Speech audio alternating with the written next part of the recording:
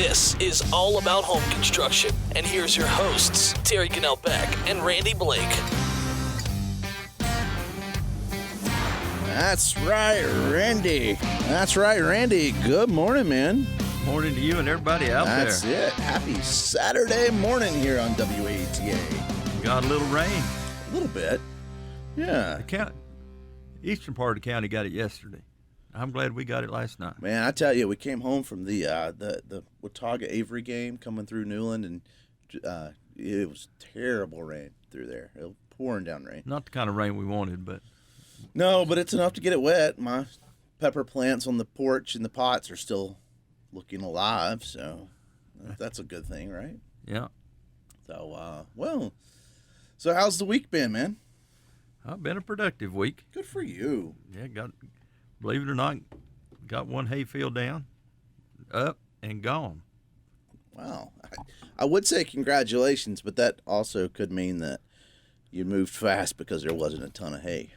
So no, that field was pretty good. Good. But, yeah, there's a lot of people out there that are going to have a hard time with hay because of the weather. So That's it. Well, even with fertilizer, it just didn't do anything. Just didn't, yeah. Wasn't enough moisture. It's nice to have nutrients, but guess what? It's got to have water too. So, well, that field that we have in front of the house is switchgrass, mm-hmm. and we were one of the first farms in the neighborhood that had it.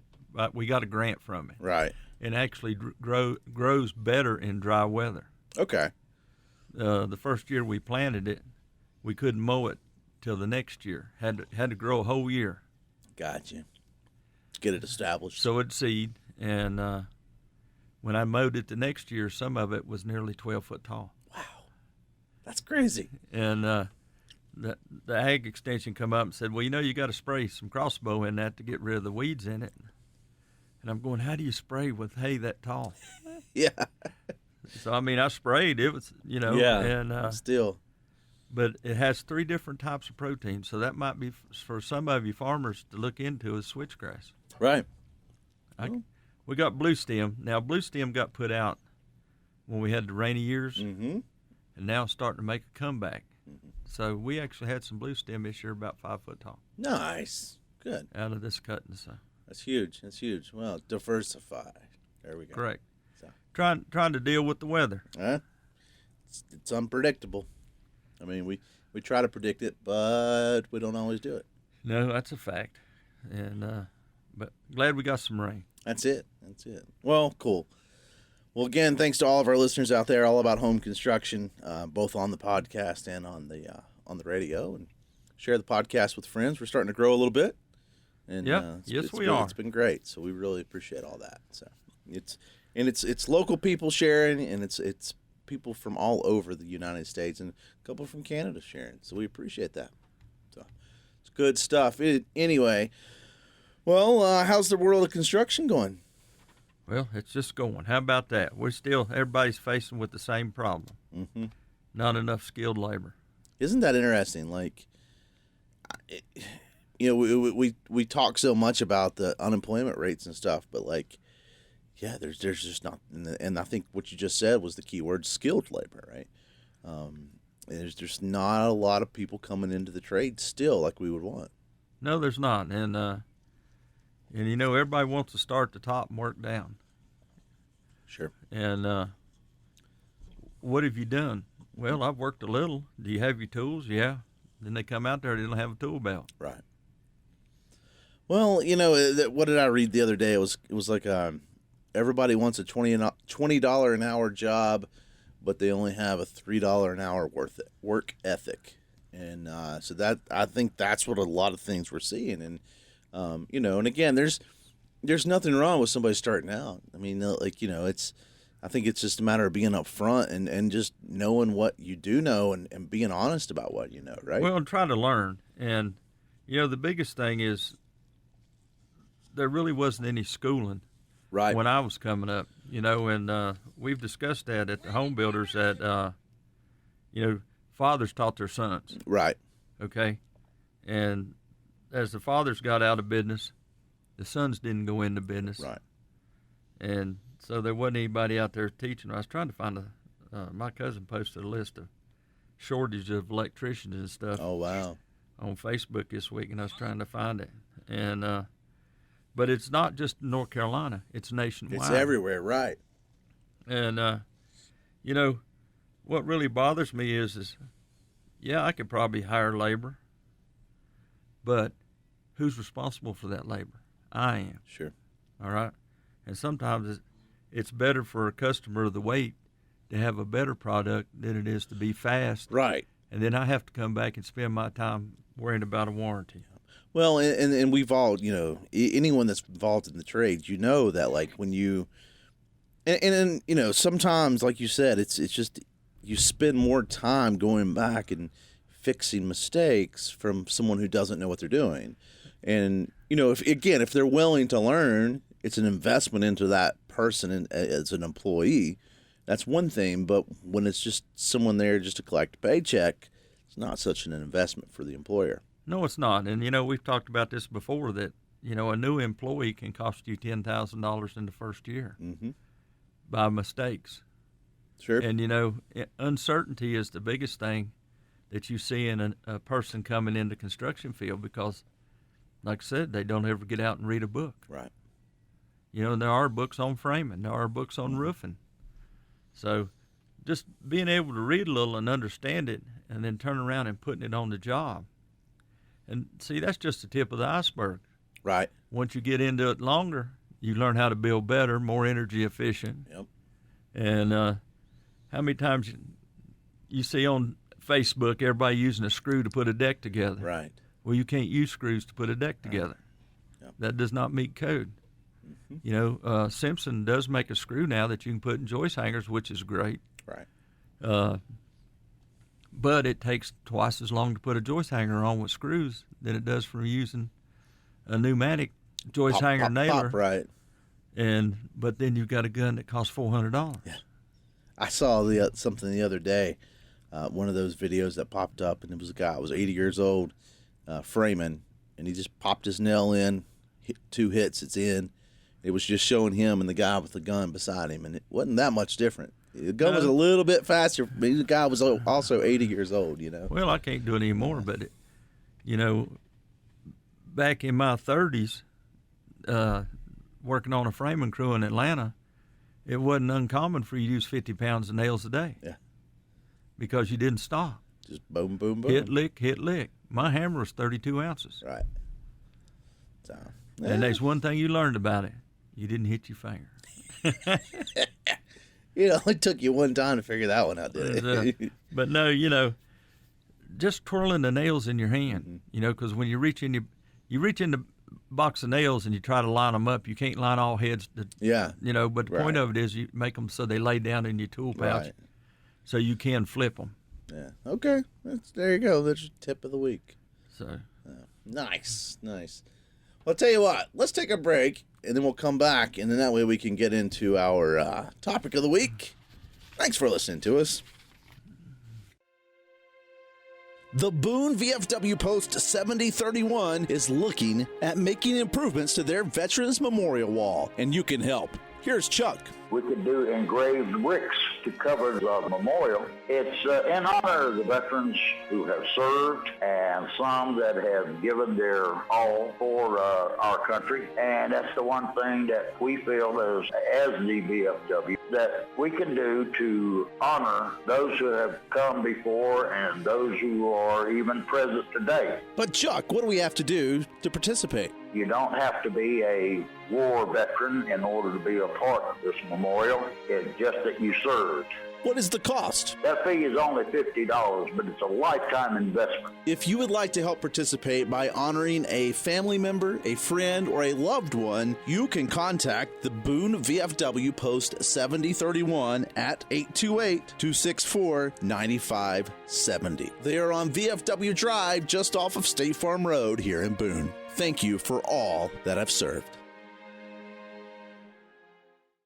That's right, all about home construction here on WATA. And again, thanks to all our listeners out there, both on the podcast and WATA. And please share this with friends. We're trying to grow.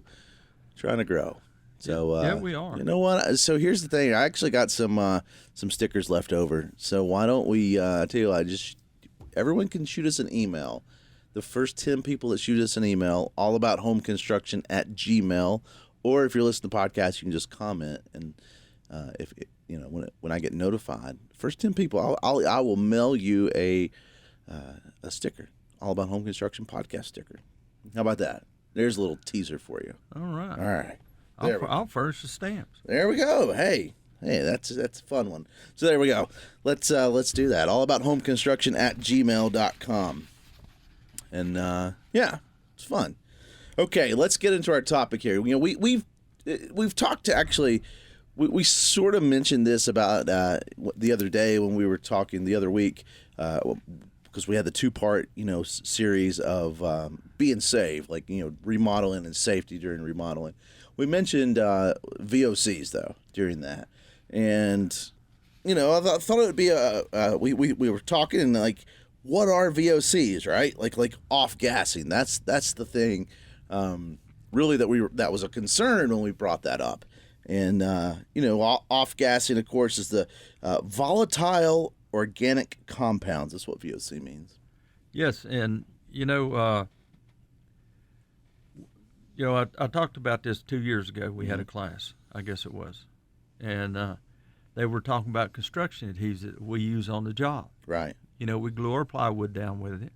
We glue our walls down with it. Anywhere there's a connection,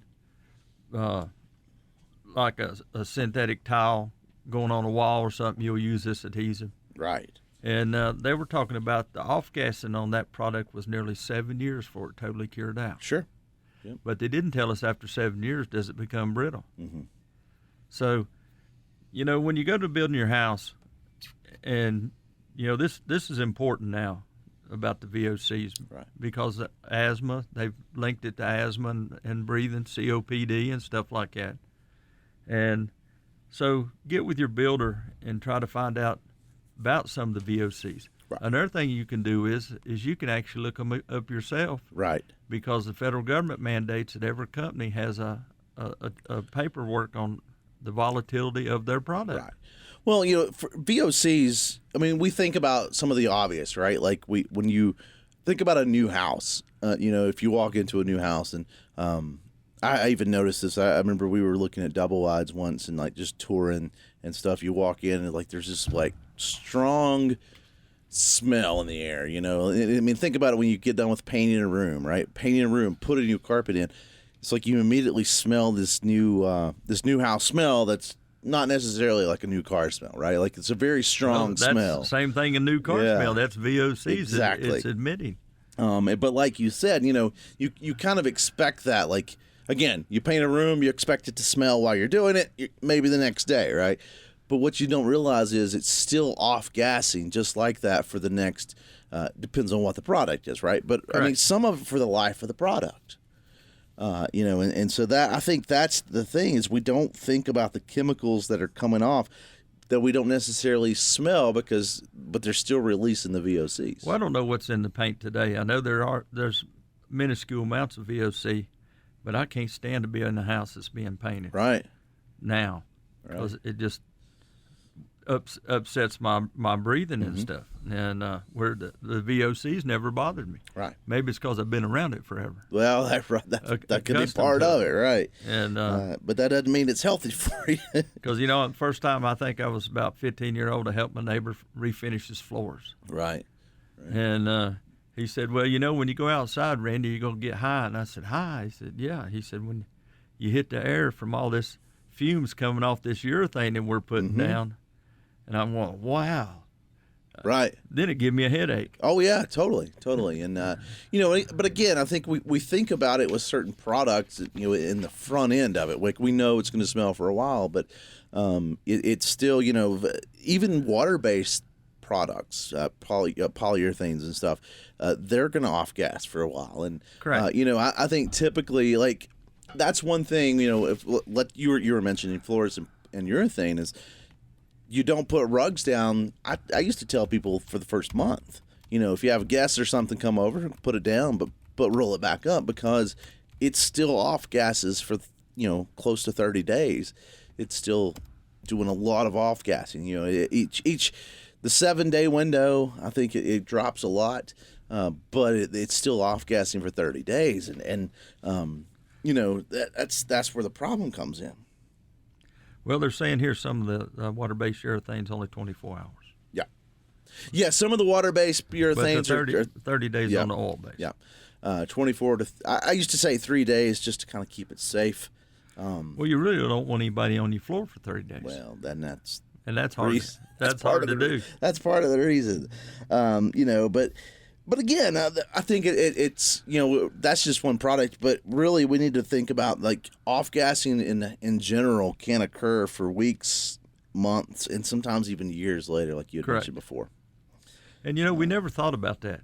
And when we were building the steel houses, we liked it because there was no off-gassing in steel, no moisture like a stud, And that was one of the things we was talking about last week in class, was the framing with mold on it as the house was being built, and nobody ever recognized it. Right. Well, so there we go again, though. We've always had VOCs. We have always had this off-gassing issue with products, whether we realized it or not. But now that we're making tighter airtighter houses, these VOCs are not escaping. Now they're staying in the air. Correct. They're being absorbed into the house and still there. Yep. And we are going to do a show on the energy efficiency homes. That was a good class that I had last week for 8 hours. Sure, that's awesome. Yeah. About how to protect a homeowner from the impurities in their house. Right. Well, and when we're installing these products, or especially like I said, because I think most of these products, they do have a stronger off-gassing in the front end, right? When you first install or first apply. But again, a lot of these are products themselves, not just finishes. I think finishes I think are the easier ones to think about. But if I bring a product into my house, it's still off-gassing, even though it was made in a factory somewhere. Correct, and most of them are put together with high heat. Right.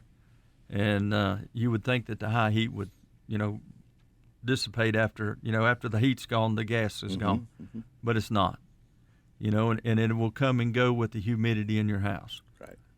Probably in the wintertime is the worst time for you to have off-gas, and I don't know that for sure, but the humidity rises. Right. In the summertime, you have your air conditioner on, so there's no moisture in the air. Well, but it's also, air conditioners, even though they're not filters, they're pulling the air out. And I think, that's the thing is if you get a lot of ventilation and filters in your house, some kind of air purifiers in the house, it's going to help pull that out a lot. And, I think that's really one of the safe ways to do it, especially as we get these tighter houses is, like we've mentioned before, some of these houses are so tight that you're adding air filters in there to get some fresh air in. Air exchangers. Exchangers, that's the word I'm looking for, sorry. But, so maybe we should start looking at those exchangers and seeing if they have HEPA filters built in. Well, there was a question brought up about radon in a guy's house. And the house was built so tight that it had an air exchange unit in it. But the radon was so high in the house because the air exchanger couldn't work because the homeowner, he was told to change his filter once a year, and he had not changed the filter in 5 years, so he was not changing any of the air in his house.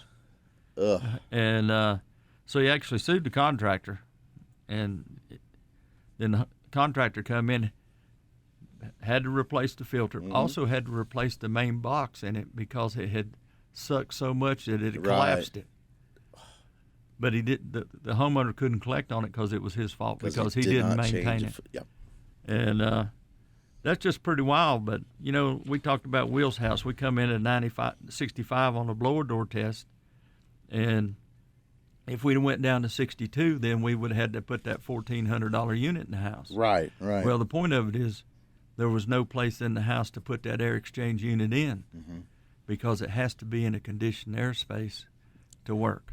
So typically that's going to be like a basement or an attic. Yep. Gotcha. And, well, again, you had mentioned the humidity there, but I think temperatures affect it quite a bit as well, or at least the rate of the off gassing. So again, going back to kind of maintaining that stable condition, humidity and temperature, which I think we're doing more and more, because again, more and more we're seeing like whole house systems, heat pumps that's heating and cooling, and I think even here in the mountains we're starting to see a lot more of that than what we used to. It used to be a lot of people just open the windows and then in the wintertime had a stove going, right? Well, that was something that was brought up too. Was there's more and more contractors putting humidifiers in their furnaces? Mm-hmm. Okay, air conditioner's a dehumidifier, right? But to maintain the constant level in the house, which we've talked about before, de-winterizing your house or not, because it goes down. It's a house not lived in is a house that's hard to maintain. Right. Well, and not just for VOC reasons.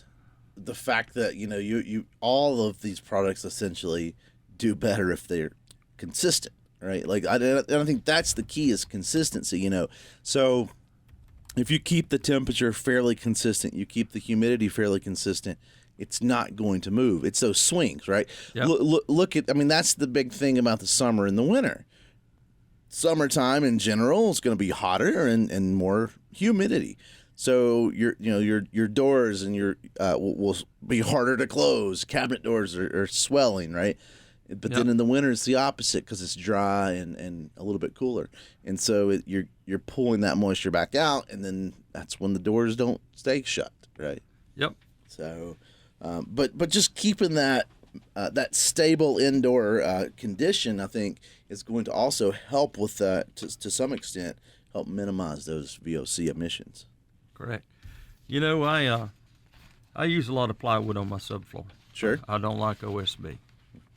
I'll have to check and see which puts out more. Well, I got a list here. We'll see if we can get to that here in just a little bit, because like you said, it's the adhesives that are in those products is what gives off those VOCs. Yes, it is. So, I worked for Brawhill after I got out of Caldwell Community College, and I run the particle board press. Mm-hmm. I actually learned how to mix the glue for the particle board press. Nice. And ammonia was the base for all the glue. Right. And I'm just glad that was a big building. Oh, I bet, yeah. Well, the amount of ammonia that you were breathing in, and formaldehyde, right. I forgot about formaldehyde in it, and which was quite strong. It didn't give you a buzz, but you could definitely smell it. Sure. Can't be good for those lungs. Tell you what, we'll take another break. We'll come right back right after this. Thanks for listening to us. Are you ready to level up your home construction game? Obviously, you've subscribed to All About Home Construction. Now we would like to ask you for some support. You can be like Dave, Bill, and Skipper and help support All About Home Construction. The links are in the show notes. That's right, All About Home Construction here on WAETA. And again, thanks to all of our listeners out there. And hey, sticker rule still applies, right? First 10 people, All About Home Construction at gmail.com, or just reach out to us another way. You guys know how to. Facebook and all the other stuff. Facebook, All About Home Construction, all that stuff. So, first 10 people that we get, Randy, we'll send stickers. All right. We'll send stickers out. All About Home Construction stickers. Gotta love it.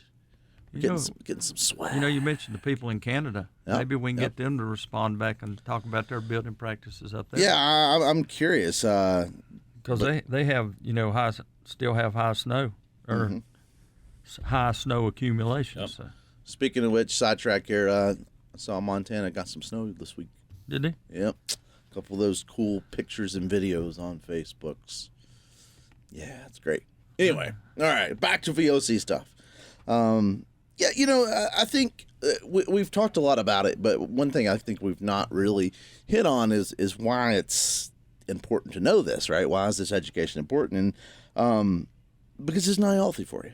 Correct. And I know that's kind of a given one, but you can get long-term and short-term effects from it. Like you had mentioned, when again, when you're installing some of these products, you get the short-term effects, the headaches, the dizziness, eyes, nose, throat irritation, stuff like that. But long-term is a lot more serious, right? You're going to get breathing problems, like you said. What you mentioned, asthma. There's probably a lot more. I was getting ready to say more to it to that they're finding out about. Right. Makes me wonder. Being my dad was in construction so long, that like I told you about being cedar poisoning and birch poisoning, and all of a sudden, bam, he's about dead. Yeah. Within less than a year. Right. And takes a toll on the body, right? Because there's a lot of chemicals that went into construction back then that people didn't know anything about. Right. And so respiratory issues, but of course the big one that everyone knows is cancer, right?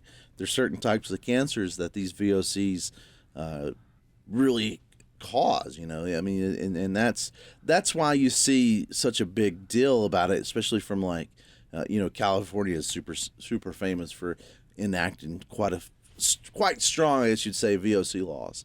And you see that a lot in the construction world, where it's meets California code, blah blah blah blah blah, and that's a lot of that is the VOC laws. Well, 65% of everything coming out of California causes cancer. Right. Well, yeah. I mean, I get it. Right. Like there's got to be that practical side, I guess. I mean, but at the same time, if we can avoid it, then we should. So I don't know. It's good practice as a builder to try to build the healthiest house you can for your customer. Right. Well, but again, that goes back to trying to choose these low or no VOC products, which we'll start talking about the products some, but the material selection is an important thing, but also, like we said, just the importance of that ventilation and that safety, I guess you would say. Right? Well, a lot of people, that's the reason they're flocking to Asheville, is because of the building practices down there.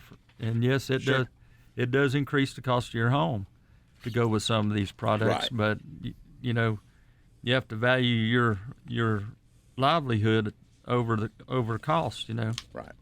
But the thing about it is, there's people out there willing to pay because of their health.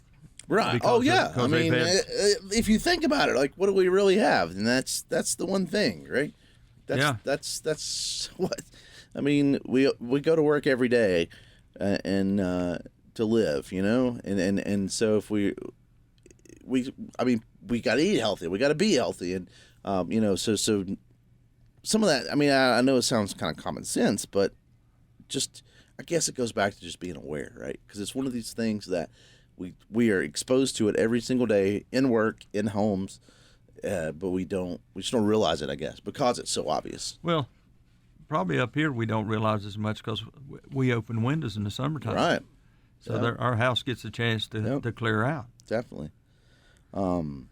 Here's an interesting argument, though, is because it's healthier, would it increase the property value? Because certain products, some people don't care. Right. That's fair. The average person keeps their house 5 years. Right. Or used to. I think it's a little different right now because you can get more money for your house, but can you afford to buy the new one? Right.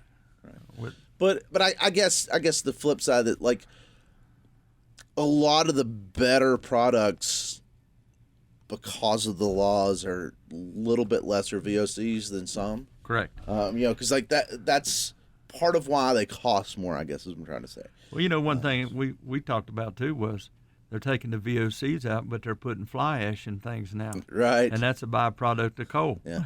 So is it? Yeah. Right. Comes out of the electric plants. Yeah. Yeah. Yeah. No, you're right. But it's a product. Is it? Yeah.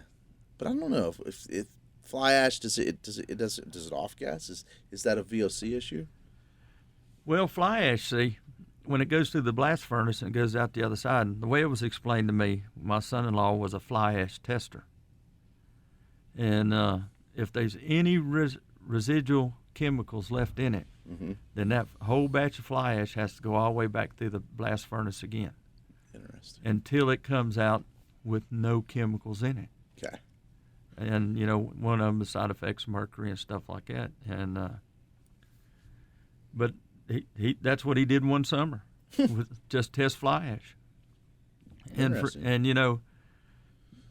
these fly ash pits that have broke through, right. That everybody raised so much hell about Duke Energy, was an EPA inspected facility, right. just like in Knoxville. Right. The EPA facility failed. Maybe not the electric company. They still. I didn't know that flies produced ash. Yeah, well, that's the wrong kind of fly. Oh. But now it's used in everything. It's used. Fly ash actually helps you spread your paint better. Right. Works in it's in concrete.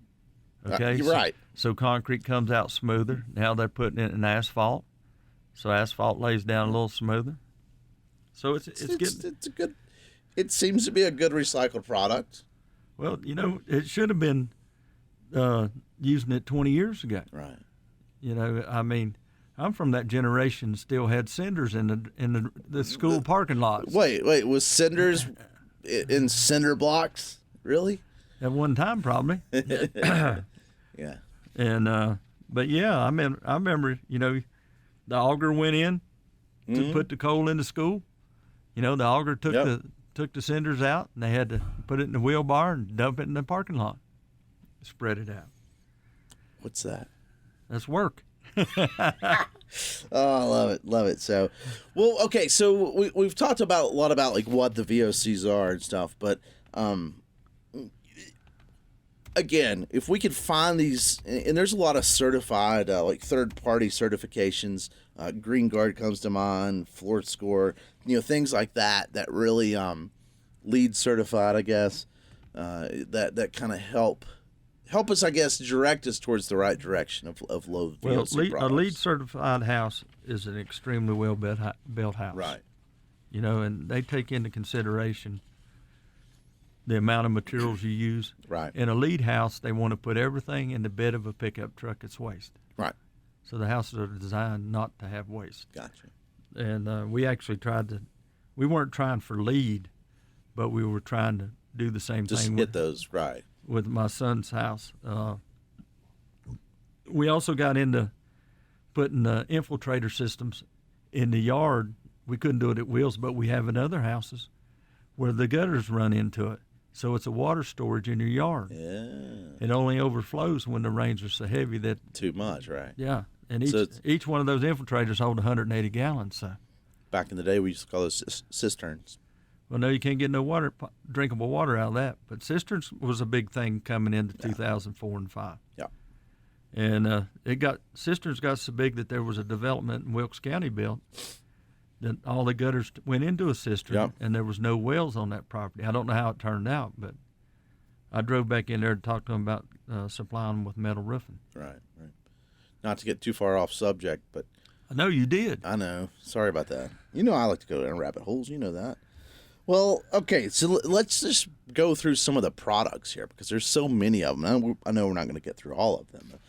But again, I think the traditional paints and varnishes, finishes, those are, like I mentioned earlier, are like the ones that really have the high VOCs, especially on the consumer end of things, because they're going to off-gas for weeks after the application. And I say that because that's the product that we don't do in a factory, right? Like that's the paints and finishes are the products we're doing in the house when Correct. Things are done.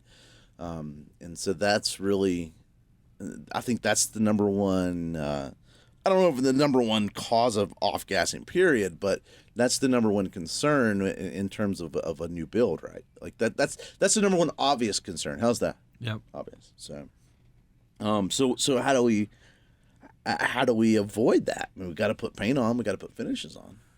Well, there you go. It puts it back into the homeowner's court to try to find what they would like. Right. We're not mind readers. Sure. All right. Standard would be put white ceiling paint on, off-white on the walls. Well, there's customers that don't want that. Sure. we've had customers want off-white on the ceilings because they didn't want it too bright. Yeah. And that's generally a younger client than an older client. I know. I like a bright room. I do too. But so there is, though, a lot of natural or low to even zero VOC paints, though, that that's made out, especially from like natural pigments and minerals and things.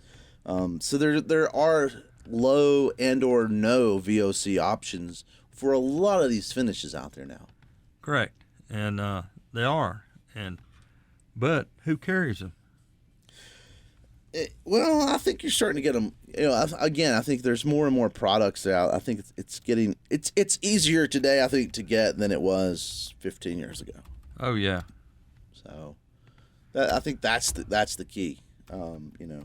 Another one, again, I kind of mentioned this before, but new carpets, those paddings and the carpets themselves, especially those with like those, everything's like stain resistant now. Well, they use some kind of solvent to make it stain resistant. They use some kind of glue, some kind of adhesive to keep it down. And those are the things that really give off lots of VOCs typically. Well, I can tell you, the AFM Safe Coat paint, you cannot buy in Boone. Okay. You would have to order it online. Gotcha. And just looking here, and 5 gallons of the paint. Now this is going to get your attention. $420.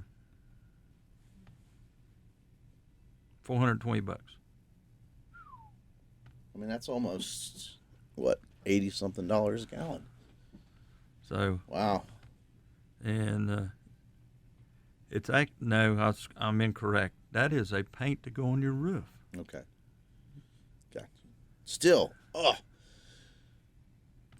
well, tell you what, we're going to take the last break. We'll come right back right after this. Thanks for listening to us. Are you looking for a sawmill dealership that can provide you with the quality equipment you need to get the job done? Look no further than Blue Ridge Sawmills. We offer the full line of Hudson sawmills and sawmilling equipment, from portable sawmills to skidding winches. At Blue Ridge Sawmills, we understand that every project is different, which is why we offer a wide range of sawmilling services. We can help you from everything from finding the right mill for your farm, hobby, or even your business. We also offer a variety of sawmilling supplies such as blades and debarkers, so you can get everything you need in one place. If you're looking for a sawmill dealership that can provide you with the quality equipment and the service you need, then come to Blue Ridge Sawmills. We're here to help you get the job done. Call or visit our Cana, Virginia store at 276-755-3833 or our Asheboro, North Carolina location at 336-964-8304. That's right, all about home construction here on WAETA. And again, thanks to all of our listeners out there, both near and far. And you know what? That podcast sticker goes up to locals and people listening to the podcast. We'll mail them wherever we need to mail them. Costs the same stamp. So, shoot us a message, all about home construction on Facebook or Gmail. All about home construction at Gmail is the email address. So, while we were on break, I got to looking up no VOC paints. Right. Okay, and I only got to go through one manufacturer, and that's AMF. And a gallon of paint is $72. A minimum purchase of 2 gallons. You cannot buy it in the state of North Carolina. Which means that price does not even include shipping, I'm sure. No, it does not. Charleston, South Carolina, and Atlanta, Georgia is the closest facility that you can order it from. Wow. And which you know that 2 gallons is not going to do your whole house. No, but I mean, the 2 gallons, that's, oof. They won't even put up the price on 5 gallons. Right.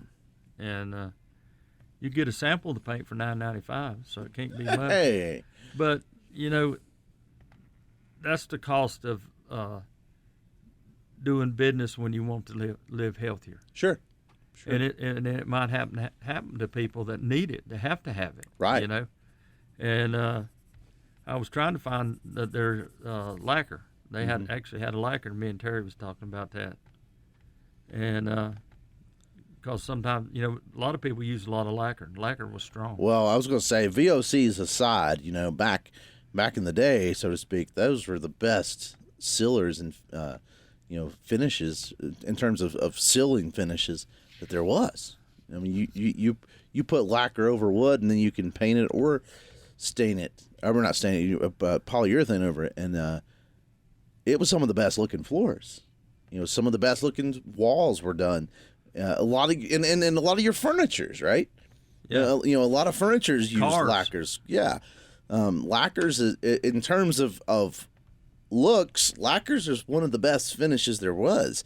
But you know, you also, I mean, it didn't take a sign. You didn't even have to know what VOCs were to know that lacquer wasn't good to breathe in. You know, and so that's sort of the problem with that. So now it's good to know they're coming out with some kind of alternative, but because, you know, I remember messing with the finishes a lot in the mid 2000s when the VOCs were really changing and they were trying to cut down on the VOCs, and the paints and finishes were really trying to catch up with that, right? Like, you know, they were getting pushed to do lower VOCs, but the products weren't. They're like they was just a push, right? It was evolution. The products were not as good, and that was sort of the problem. And it really got a bad rap, I think, too. And I think a lot of people, you know, will look at it now and they're like, oh, well, these new products aren't as good as they were, you know, 30 years ago. But I think it's because of that transition period, if you will, of those inferior products. But I think now that they've kind of gotten a hold of it, you're starting to get good products again. Yeah. Well, you know, I remember my dad talking about in the electronics field back in the 60s. They were trying to get away without using oil-based paints. Yeah. And they continuously, paint companies were trying to bring to them water-based paints, but they wouldn't hold up. Right. On this paint I was talking about, it takes a 7-day period for the paint to totally cure. Okay. You cannot put it on under 55 degrees or over 85 degrees. See, so that's a small window. When are you going to put it on here in the high country? Well, I don't know. I mean, we get summer days that get close to 55. I mean, you know, we get summer days that you wake up in the morning and it's in the 60s. So there's a limitation of the product, and this is on the installation guide sheet that I'm looking at. Wow. And it tells you how to spray it, and all right, so here's the deal, Randy. You got to build that house so that we can be ready to paint within this window of this week. Okay? Yeah. Well, because we know the last 2 weeks of August will probably be that window. Oh wait, it may get over 85 degrees. So let's change that. The first week of August, if you're not ready to paint, you're gonna have to wait a year. Okay? Yeah. So that. That just seems like a nightmare. Well, it would be, and first off, here's the sheet I'm reading from, and then the homeowner's going, why don't you have my painting done? Yep. And because they didn't read the sheet. And another thing too is you cannot put another coat on it up to 4 to 6 hours after the first coat goes on. So there's no double rolling on this paint right here. This does not get better because not only are we limited to when we can do it. You'll like this one right here. This is a primer. The primer can only go on between 65 and 80 degrees. So now you've lost time period, and the humidity can't go under 30% or over 50%. Which is not much. No, that's only a 20% swing in humidity. Ooh. All right. Well, there we go. Not a fan of that product. I'm sure it works great if you can get it to work. Well, Randy, thanks for a good show. VFW breakfast next weekend. Yeah. And, first weekend of the month. Our dinner this month will be stuffed chicken with peppers and cheese wrapped in bacon. Nice. Potato and salad bar. Sweet. And one thing, people, if you don't eat meat, at least you can come have a potato and salad bar. There we go. Awesome stuff. Well, thanks again, and we'll talk to you next week. Take it easy, have fun, and happy Labor Day. See you later. Bye. Thanks for listening to the podcast edition of All About Home Construction. We want to thank Skipper, Dave, and Bill for supporting the show. If you're enjoying this episode and you want to help us by creating some more awesome content, there are a few ways you can show your support. Subscribe and leave a review on your favorite podcast platform. This actually helps us reach new listeners and climb the charts. And please share this episode with your friends and family. Word of mouth is always the best kind of advertising. You can support us directly through our page on Spotify. The links are in the show notes. Thanks for listening to us.